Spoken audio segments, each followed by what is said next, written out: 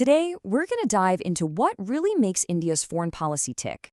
We're going to explore the core principles that guide how this absolute giant of a country finds its way on the world stage. Let's get right into it. So this is the big question, isn't it?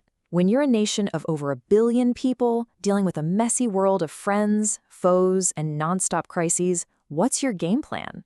How do you even begin to navigate all that? Well, let's find out. Here's how we're going to break it all down. We'll start with the fundamentals, the very DNA of India's worldview. Then we'll look at its most famous historical idea, check out its key relationships, see how it plays in bigger groups, and finally, look at its strategies for the huge challenges we all face today. First up, let's talk about India's foreign policy DNA. To really get why India does what it does on the world stage, you have to first understand how it sees itself. It all starts with identity. And that identity really rests on 4 main pillars. India sees itself as a postcolonial nation, as a country laser-focused on development, as a rising power with growing influence, and as an emerging political economy. Each one of these shapes its priorities in a really big way. Now, that post-colonial perspective is especially important. This isn't just some dusty history lesson. It's a living, breathing principle. It explains so much, like India's fierce defense of its sovereignty and its constant push for a fairer global system. It's pretty much the bedrock of its entire foreign policy. Okay, and that perspective feeds directly into probably the most famous idea in Indian foreign policy: non-alignment. This idea has really deep roots, but believe me, it is far from a relic of the past. So this idea was really born during the Cold War. It was a way for new countries to avoid getting sucked into the orbit of either the US or the Soviet Union. But after 1991, the world totally changed, and a lot of people thought, well, that's it for non-alignment. But it didn't just vanish. It evolved into what's now called strategic autonomy. And this comparison just lays it out so clearly. The core value, independence, is still there, but the strategy, it's totally shifted. It's not about not choosing sides anymore. It's about being able to work with all sides, whether it's the US, Russia, or Europe, to push India's own interests forward.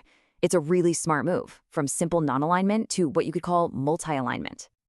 So what does this multi-alignment look like in the real world? Well, let's dive into the most critical relationships, that incredibly complex dance India does with the United States, Russia, and China. This table gives you a fantastic snapshot. Just look at the contrast. With the US, you have a strategic partnership that's getting stronger. With Russia, it's a legacy relationship built on defense. But with China, it's a mix of massive economic ties and serious rivalry. And just look at that contention row. Those border disputes are a huge point of friction that really defines the security of all of Asia. Juggling these 3 is the absolute central challenge for Indian diplomacy. But it's not just about the big 3. India is playing a much wider game, actively building a whole web of partnerships to navigate a world that is, let's be honest, truly multipolar now. First up, you've got BRICS. This is a really influential group of major emerging economies. Brazil, Russia, India, China, and South Africa. And they've even expanded recently. For India, this is way more than just an economic club. It's a strategic platform. So what's the goal here? For India, BRICS is a way to turn up the volume on the voice of the global South. It's about trying to build different kinds of financial and political institutions, to create a bit of a counterweight to the traditional Western-led system and give emerging countries more of a say. Next, let's turn to the East.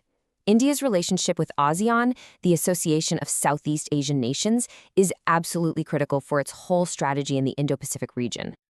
This partnership is really the heart of India's Act East policy. It's all about getting more deeply connected with its maritime neighbors, not just for trade, but for making sure the Indo-Pacific is stable and open for everyone, which is so important for the whole region's security and prosperity.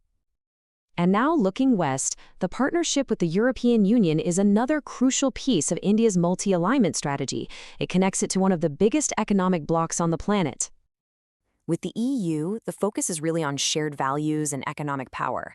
This is a key partnership for driving growth through trade and tech, and also for working together on those massive global challenges like climate change and security, where if they work together, they can make a real difference. All right, for our final section, let's pull all these threads together. How does India actually use this foreign policy playbook to tackle the most urgent, massive problems of our time?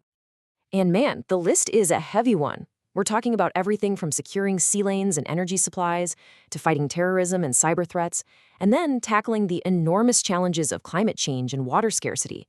And the thing is, no single country can solve any of these alone. And that's exactly why India's voice is so incredibly crucial in those big global forums where all this gets debated. Its position at the UN, at the World Trade Organization, and in those climate talks can directly affect the outcome for literally billions of people. Which really leads you to this critical thought, right? As India's influence continues to grow, its decisions on these huge shared problems are going to increasingly shape the world that all of us live in. What happens in New Delhi is going to be felt everywhere. And that leaves us with this final massive question. Is India on track to be a classic rising power, another superpower trying to shape the world its way?